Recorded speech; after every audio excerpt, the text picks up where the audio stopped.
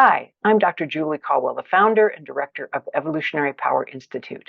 In this recording, I want to walk you through this one particular process I've developed over the decades that I think is, well, it's so powerful because for me, I can use it anytime I'm in a conflict and shift out of the conflict. That's what I imagine you could do too. Any conflict, anytime, anywhere. You start to do this and you can come back into your body and shift what's going on so that you can actually get what you really want.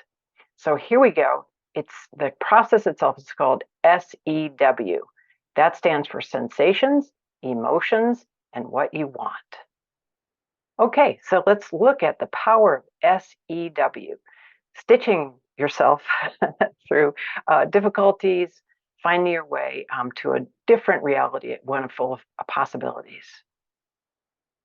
Here's what this whole thing stands on, this idea that we argue because we're saying arguable things. Now, even now, as I'm describing this to you, you can argue with pretty much everything I'm saying. I'm saying arguable things. So what do we do about that? And by the way, the only criterion for this issue, the only criterion for what is arguable is this. Can somebody argue with you? It isn't, do you have the statistics? Do you have the research? Do you have 50 votes? It's not that. It's only, can somebody argue with you? So the idea behind this is, oh, it's about ideas. That now I'm in my mind, I'm in my stories instead of what's really true, which I can actually swear to, which is what's going on in my body. So let's look at how you do that. How do you shift out of what is arguable into what is unarguable? To get started, well, if I'm playing a game, I want to know what the rules are. Where are the foul lines? I mean, imagine playing soccer and there are no foul lines. Somebody just keeps kicking the ball and, well, there's the end of that game. So for this game, here are your lines. There are three things that are unarguable. Here's the problem. You can argue with the list, right? But let's just start with some rules. You can't argue with my sensations, which then will get me to my emotions. But stay with me on this one, because people can get pretty darn arguable about emotions. Well, I'm angry because you. Yeah, arguable, right? So sensations are going to take us to the emotions. And then once I actually can clear out the emotions, especially the reactive ones from my body, I'm going to open up space for what do I really want?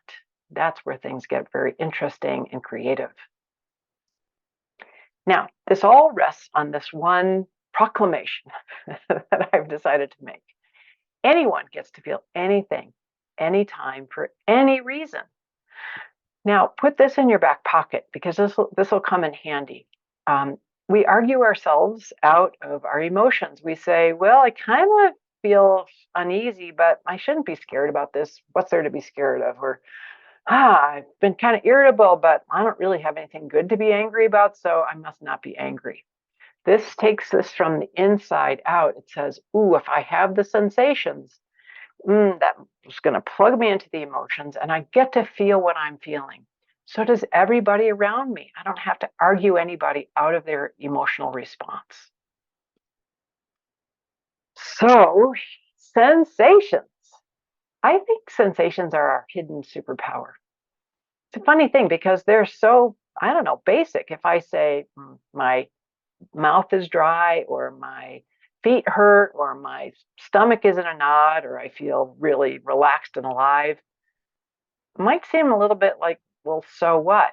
However, sensations, if I tune into them, they're going to bring my attention inward instead of outward to argue with you to decide what you're saying that's wrong or right or what they're saying is wrong or right.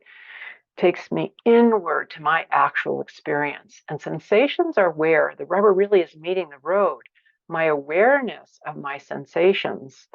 Bruce Lipton said that we can consciously regulate our molecules. Well, what does that mean? Well, if I'm aware, if I put my awareness on my sensations, I'm actually shifting my whole experience. So to be able to speak or describe my sensations is a really big step to moving out of some conflict that seems to be going round and round. Now, when I say emotions, now we're at the E, sensations, emotions, try to keep track. I'm keeping it simple. I know there are hundreds of words in the English language for emotions. I know people put lists and charts out. For me, I like to keep it to the primary emotions. These are the ones that I believe mammals start to feel either mad, sad, scared. They're feeling in response to threat. They perceived a threat, they've. Glad, sexual, of course, generally are when we feel safe and open.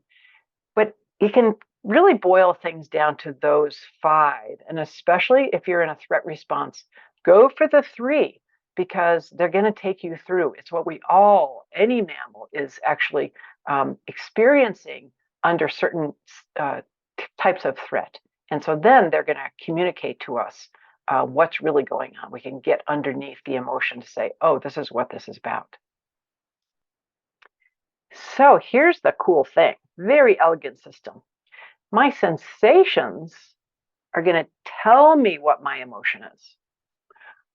So I don't have to figure out, oh, well, clearly there's a reason to feel angry here, so I must be angry. Or my family would generally not like people to be angry, so I guess I'm scared. This is going in the other direction, saying, oh, my sensations are going to actually link me to whatever my emotion is. Now, here's an easy categorization. Well, maybe simple is a better word. We've got a reactive brain, a brain that has radared and detected threat. I mean, that's what survival's about. It really worked because here you are listening to this. Your reactive brain came online and said, uh-oh, better jump out of the way of the bus. Right? So to see there are that cluster of reactive emotions, which are really telling us we've detected a threat. Is there one? Isn't there one? Doesn't matter. My body decided that there is one. But then there's this other whole experience, which is really our creative brain selves. It's our ability to dream, to imagine. It's when we're in a relaxed, open state where we've experienced and perceived there to be safety. So that's when we get to kind of stand down and open up our hearts, open up to connection and collaboration. So imagine that. Reactive brain emotions, creative brain emotions. Now, my inner map, which is based on David Hawkins' very brilliant map of consciousness, you can find that in his really wonderful book called Power versus Force, as well as his other books. So my inner map is based on his, and I've simplified it. I like to think this way, but let me walk you around it because I want you to be able to have some inner visual of how this works. If you look from the very bottom down at shame, what is it about shame? Well, shame is a very closed and constricted emotion where there's just not much happening. Now, by the way, I know I told you there's three, but if you look at the fine print, and I know this is a whole other video, right? We'll get to the inner map. But if you look at that, shame really is comprised of fear and anger and sadness. Guilt, immobilized fear and anger. All right, so there's a lot more in the insides of this. However, you can see them there, right? There's anger, fear, sadness. They stand out. Those are the ones that get us into that reactivity. So going back to the map. So how did Hawkins come up with, like, what did he see that was so amazing? He found a way to sequence these emotions. Cool. Like instead of, oh, they're all these kind of floating around experiences, they actually can be put into a taxonomy, a whole sequence. So from shame, which has very little energy, to guilt. The difference here, qualitatively, is that guilt just has a little more energy moving. We feel a little better when we feel guilty than when we feel ashamed. Not great because we're way down there, right? But a little better. By the time we get up to sadness and we can cry, all right, well, again, don't feel great, but we feel better than we do when we're way down in shame and guilt. You keep going up to anger. A lot of people really would really prefer to feel angry than that other stuff because there's a lot more energy. Of course, for some folks, it's like, well, that's way too much. But notice that horizontal line because everything below the line, starting to get this, is reactive brain. We've detected threat, right? So when we're below the line, we are in reactive brain. We get above the line, now we're in creative brain. I want to say, of course, it's not up, down. It's not good, bad, right? It's just a fast way to show you this. I would say a whole other way to describe this, if you can look at my little box right now, is contracted, contracted shame, a little more expansiveness, guilt, right? To more expanded experiences, right? So to imagine it more like this. Now, creative brain, right? So, right, you get up to even appreciation. You can feel like, oh, my body can relax. And I go up to love and joy, like, whoo. Right? Again, this is creative brain. This is where you can access new solutions, which you have no access to when you're in reactive brain. You're in a whole different physiological state. So now coming back to the idea that our sensations are going to tell us what our emotions are. That's what we're going to do. There's a picture of, I'm sure, all of your bodies. Anyways, but start to imagine your body and how do you know what you're feeling, right? So here's kind of a shorthand to getting to that. First, we've got the reactive brains, and you can divide them a little bit further, not to get too complicated, but comes in handy with some other ideas about power, but another day. So reactive brains, they're the mobilized one, right? The fight, flight, ooh, I'm ready to fight, or get me out of here. And then the immobilized emotions are the rest of those, the frozen fear, the sadness, like we're pulling in, we've immobilized ourselves. So to be able to start to see that, okay, some of the time we're like, whoa, some of the time we're like, ugh. Okay. So going back to anger, where do we feel anger in our body? Well, look, like probably humans, if we growled and barked more, we could just get over things faster. Anger, which in this whole way of thinking, this is non-blaming, right? So this whole unarguable S.E.W. Tool is about extracting blame so that I can tell you what's going on and you don't have to get defensive because I'm just talking about me. I'm talking about my experience. So again, going to the emotional anatomy of this, anger is stopping intrusion. So I'm gritting my teeth. I'm maybe like, stop it. My neck is tight. My shoulders are tight. Maybe my lower back is tight because I'm like, oh, stop. The other purpose for anger, which is really great, is I can push through something. Oh, I'm frustrated. Oh, it's so frustrating. But again, all of this stuff that's coming up through my body. To mobilize myself and either stop or push through things. So then, right, this will make sense in terms of emotional anatomy, that I'm going to feel the anger in those zones, my clenched jaw, my tight neck, and headaches, by the way. If you get headaches, you might just ask yourself, is there something that I'm angry about? Is there something that I'm getting that I don't want? Okay, I'm going to stop that intrusion. Is there something that I'm not getting that I want? I'm so frustrated. Again, notice there's no blame in either of these. Imagine you can be as angry as you feel without blaming anybody, including yourself. And how would you know? Well, because you're lighting up in these zones. So then we get to sad, mad sad. So sadness. What does sadness feel like? Right? It's that collapse. It's that heavy heart place in the throat, the lump in the throat, because we've perceived there to be a loss. So start to notice each of these emotions has a reason. There's always a reason. If you let your body talk to you, it's going to tell you what's really going on. Not for somebody else. Oh, I feel sad right now. I feel sad. My heart hurts. I feel that heaviness. That's how I know I feel sad. And then I can ask, well, okay, what is the loss here? Which is going to, from my body, it's going to be very validating. It's also going to start to move the energy because the emotion itself has delivered the message. So it gets to move on its way, move out of my body.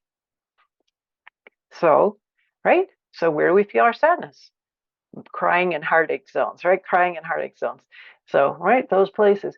I think actually that urge to cry, and if we could just let ourselves sob more and be in our heavy heart, Like, I think of it as lung yoga. We're really trying to move the sadness out of our bodies if we would just let ourselves feel as sad as we feel. Okay, what next? Fear means that's scared. So what's fear about? Perceived threat. Perceived threat. Is there a threat? Again, it doesn't matter. This is unarguable. My body has perceived a threat. My heart is racing. My muscles have tightened. So it doesn't matter. I don't have to validate or justify that there is a threat. See, of course I'm scared. It's more like, oh, my body thinks I'm scared. So then where do we feel this? Right? In our fleeing, I want to run away, or our freezing zone. That's fear is wants to go one way or the other. It either is agitated fear, panicky, or that frozen bunny in the grass freeze fear of clenching down, looking wildly around. So, but fear itself, okay, our muscles are clenched. We have that pit in our stomach, maybe a knot in our stomach, nausea, and maybe that shaky feeling if we let ourselves feel what we feel. Now, of course, if we're in a frozen fear response, right, it's not going to feel, we're not going to feel shaky unless we let ourselves unfreeze, melt out, because then we get to move that energy to come back into a more expanded state out of that reactivity where we can actually um, uh, metabolize those hormones that are racing through our bloodstream. Okay, so as I just alluded to, when I'm in reactive brain, the only thing to do is to physically process those hormones through my body, right? So there I'm going along, I've detected a threat, ooh, something I don't want, ooh, something I'm getting that, or I'm not getting that I want, or something I feel sad about, or something I'm scared about. Okay, what should I do? Well, of course, what do people want to do? Talk, tell the story about it. Which, of course, some of the time that's exactly what needs to happen some of the time. But I believe humans are threatened animals who can speak. So what we tend to do is get so stuck in the story. And then we wonder, why do we feel so bad all the time?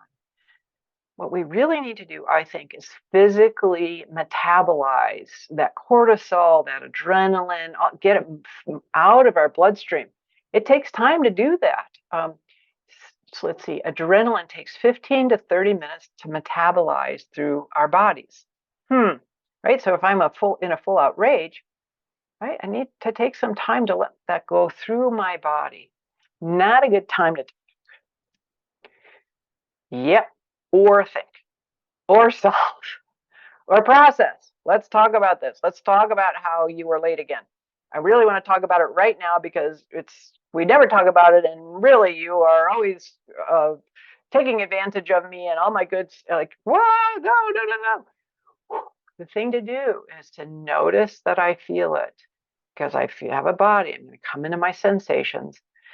Maybe I'm going to describe it. Wow, I noticed when you walked in the door, I hadn't even checked in with my body, but whoa, my jaw was clenched and my heart is pounding, and I actually noticed some heaviness in my heart area. Way different. So there it is. There's what you do instead of talking, thinking, processing. I notice what's happening, which is already going to start to shift my brain. I mean, if I notice fear and can actually say I feel afraid, I'm impacting the amygdala, that fear center, already. So noticing it, feeling the feelings. Often people say, "Yeah, I feel mad," or "Okay, yeah, I'm really scared." Um, so feeling the feelings, like actually putting my attention on the scared, on the mad, on the sad, on the glad. We'll get to that. And letting myself feel it, putting my attention right there on the sensations, because that's what's going to allow those sensations to get processed and digested. And I can express those sensations. So if I'm mad, I can be like, "Oh, I'm really mad." I could push things. I could get on the floor and do some screaming planks. Thank you, Megan. I can and do things. What I'm not doing is blaming somebody. right? So I'm just expressing my anger. I'm expressing my fear. I'm really scared. I'm expressing my sadness until it's moved out of my body, right? That's the idea, until it's moved out of my body. Okay, so now we've gotten to the creative brain emotions. Yay, because I've moved it, right? So I'll move through. My reactivity has been metabolized. Now I'm open. I'm in that expanded state above the line.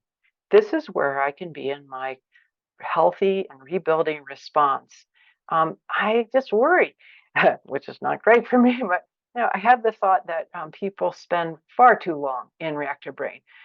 In fact, many folks, when I explain this to them, they say, "Oh, geez, I'm in reactive brain all the time."